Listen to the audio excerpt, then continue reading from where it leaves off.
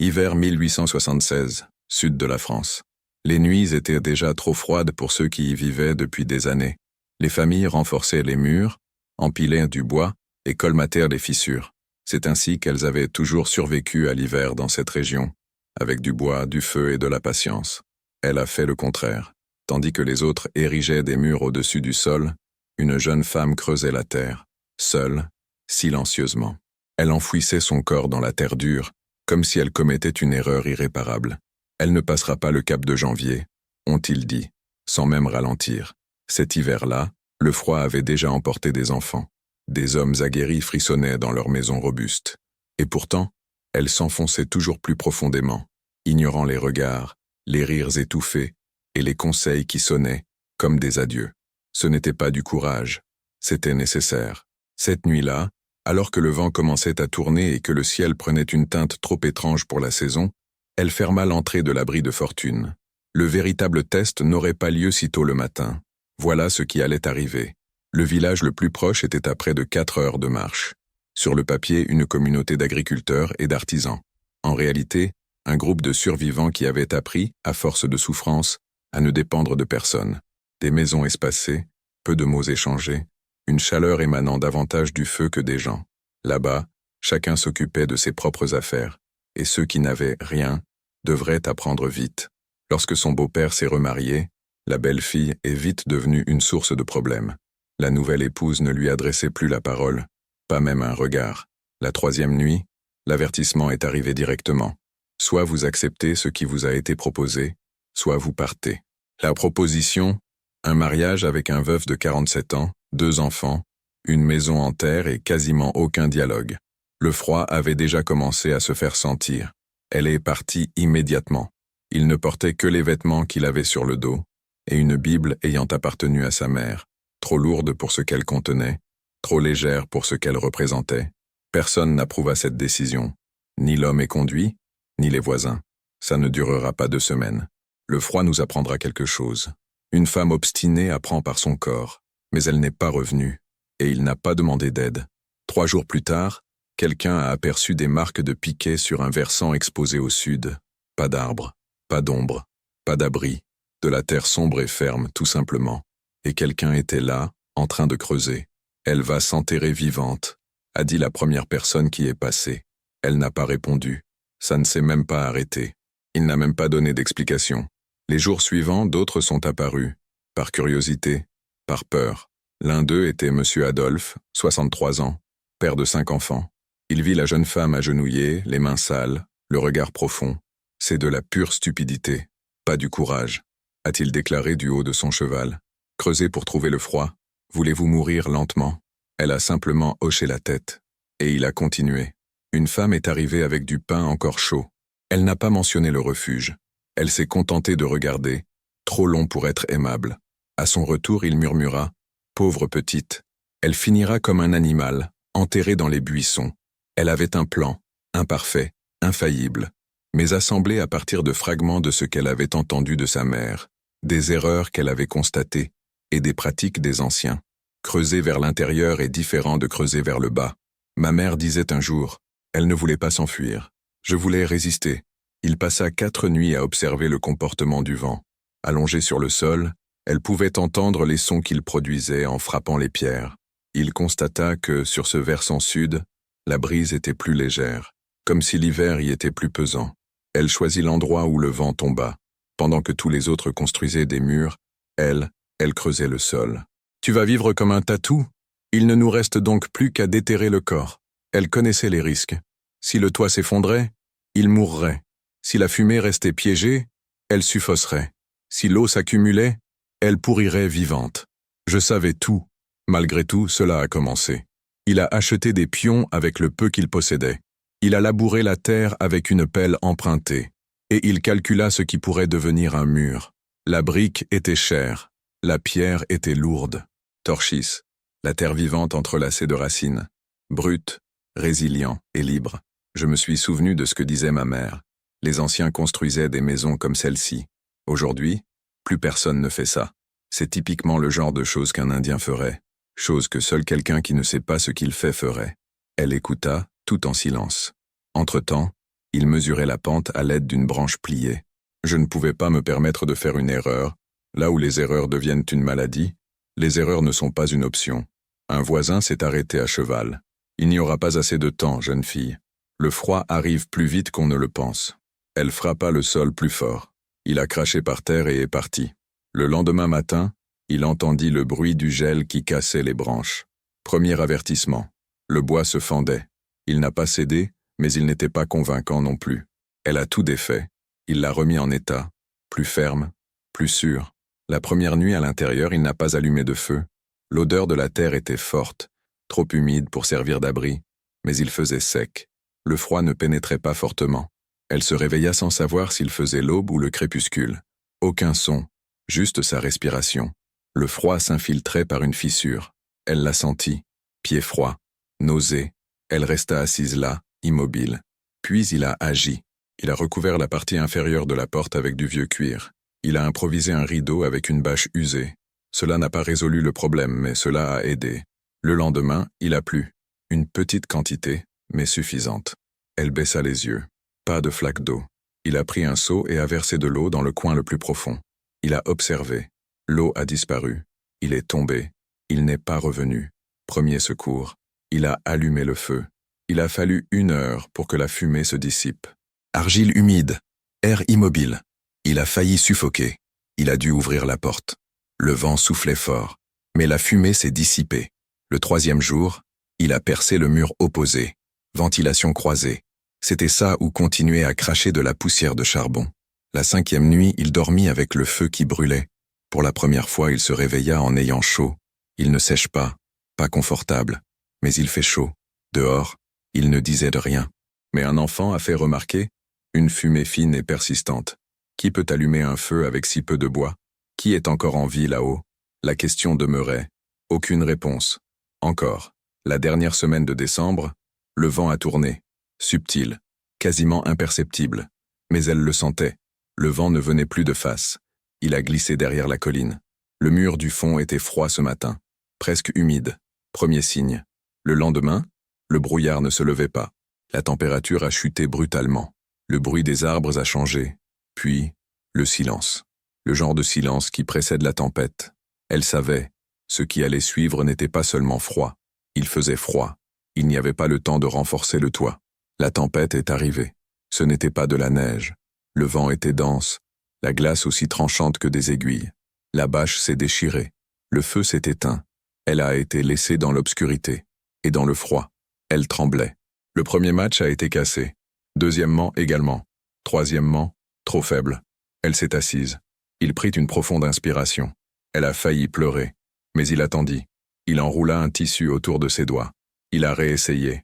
Les braises étaient nées. Il a grandi. Elle était en feu. Le vent ne s'arrêtait pas. Elle a repoussé la terre contre le mur extérieur. Tentative de sceller l'abri. J'ai mal aux mains. Son visage était en feu. Mais elle ne s'est pas arrêtée. Du bruit à la porte. Elle s'est figée. Y a-t-il quelqu'un? Il s'ouvrit lentement. Un enfant. Fille. 7, 8 ans. Pâle. Tremblante. Ma mère m'a dit de courir. Aucun adulte derrière. Elle a tiré la fille. Il ferma la porte. Il a couvert l'enfant. Et cela a allumé encore plus de feu. La jeune fille tremblait comme une feuille. Les vêtements étaient trempés. La peau, trop froide pour son âge. Où habites-tu? Au virage. Ma mère m'a dit de courir vers la fumée. C'était Emma, la fille de la dame qui avait apporté du pain quelques semaines auparavant. Leur maison s'était probablement effondrée. Ou alors, il n'y avait plus de bois de chauffage. Ou pire encore, elle n'a pas réfléchi. Il a jeté de l'huile sur le feu. Il a enlevé les vêtements mouillés de la fille. Il s'essuya la peau avec des linges. Il la déposa près du mur le plus chaud, et elle resta là, assise à l'écart. Toute la nuit, l'enfant dormait. Sa respiration était faible, mais son visage commençait à reprendre des couleurs.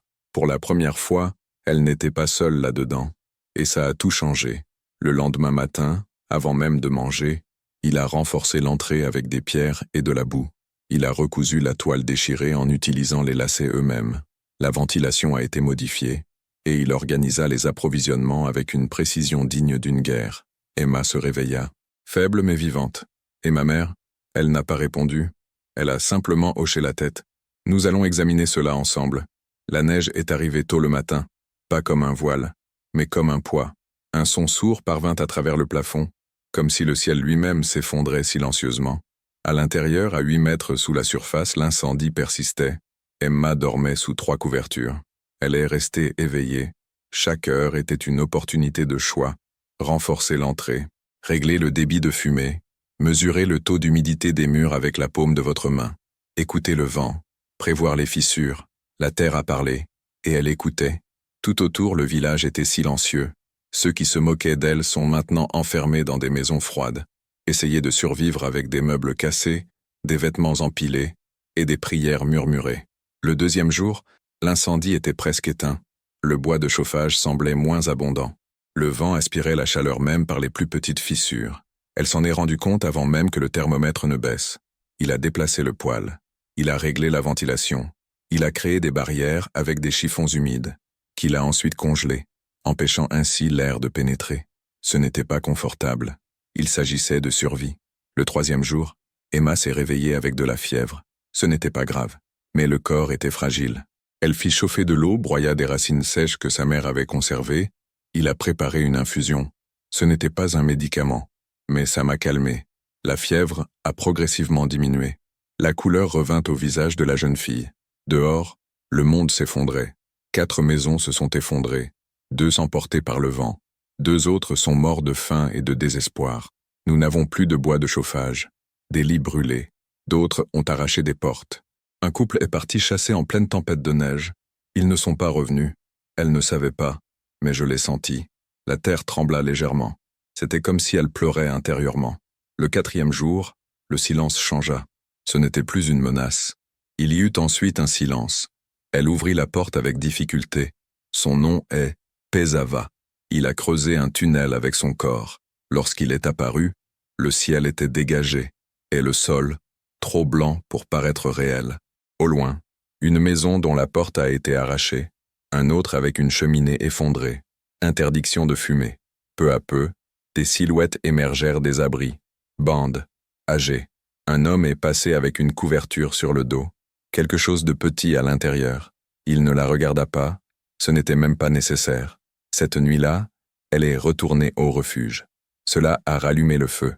Température, 62 degrés. Emma dormait, toujours en vie. Elle mangeait lentement, non pas à cause de la fatigue, mais par respect. Tout avait fonctionné, pas par la force, mais parce qu'il a écouté ce que les autres avaient oublié. La terre n'enseigne pas du jour au lendemain, même pas avec fierté. 2 jours après la tempête de neige, M. Adolphe fit son apparition, différent, à pied, avec une couverture sur les épaules et un seau vide. Il s'arrêta à l'entrée. Pas de discours. Ils ont dit que vous aviez encore du bois de chauffage. Elle n'a pas répondu. Cela a ouvert de l'espace. Il entra. Il s'est assis par terre. Leurs mains tremblaient, tendues sous la chaleur. Ma maison. Elle ne peut plus rien contenir. Le feu s'échappait par les fissures. Elle est allée au coin de la rue. Il coupait du bois. Il a rempli le seau. Il le lui tendit sans le regarder dans les yeux. Il hocha la tête. Il a failli se pencher. Il a failli s'excuser. Mais je n'ai rien dit. Et il est parti. Le même jour, la dame qui vendait du pain est arrivée avec sa fille. Emma courut vers elle. Il aperçut la chaleur. Il sourit, faiblement. Vous l'avez sauvé. Je ne sais même pas comment vous remercier, a déclaré la mère. Nous n'avions plus rien à manger, ni la force. J'ai songé à venir plus tôt, mais... Stupide orgueil. Elle a pris 3 bocaux, haricots, devoirs, saindoux. Il le lui remit en silence. L'autre hésita. Il accepta alors. Avant de partir, il a déclaré « Vous n'auriez pas dû tolérer cela, mais vous l'avez fait.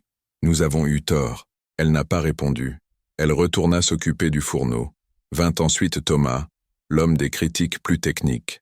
Elle portait sa fille dans ses bras, le visage de la fille, violet sur les bords, nez et doigts presque gelés. « Je ne suis pas là pour moi-même, » a-t-il déclaré. C'est à cause d'elle. Elle se leva. Il a retiré la couverture du lit. Il l'a étalée sur le sol. Elle a préparé du thé. J'ai apporté des chiffons secs. Il laissa la jeune fille se reposer. Thomas resta immobile tout ce temps. Il n'a rien touché. Je n'ai rien dit de plus. Lorsque la respiration de sa fille s'est stabilisée, il a murmuré « Comment le saviez-vous » Elle n'a répondu qu'après un certain temps. J'ai écouté. Les histoires, la terre, les erreurs des autres. Avant de partir, il a déclaré « Si vous voulez, je peux renforcer votre toit. J'ai appris en vous observant survivre. » Elle hocha la tête. Le dernier à apparaître fut le révérend. Pas d'épouse, sans Bible, pas de discours. J'ai eu tort, j'ai jugé, j'ai sous-estimé. Elle attendit.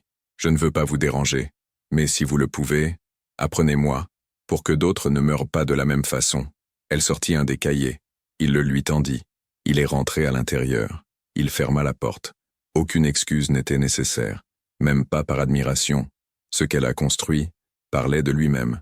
Au printemps, les traces étaient encore là, la marque de la porte gravée dans la colline.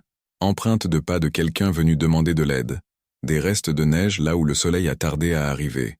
Elle n'a pas déménagé, mais cela a changé ce qui se passait autour d'eux. Deux familles ont creusé des tranchées à flanc de colline. Pas si profond, pas très précis, mais inspiré. Elle n'a proposé aucun plan. Cela ne montrait que ce qui fonctionnait. Thomas a créé un réservoir de stockage thermique. Il a qualifié cela de son idée. Mais les murs étaient recouverts de boue séchée. Monsieur Adolphe Voltou. Il a demandé quel type d'argile convenait le mieux. Je veux construire quelque chose pour mon petit-fils. Pour la prochaine fois, elle a pointé du doigt. Il n'a pas répondu.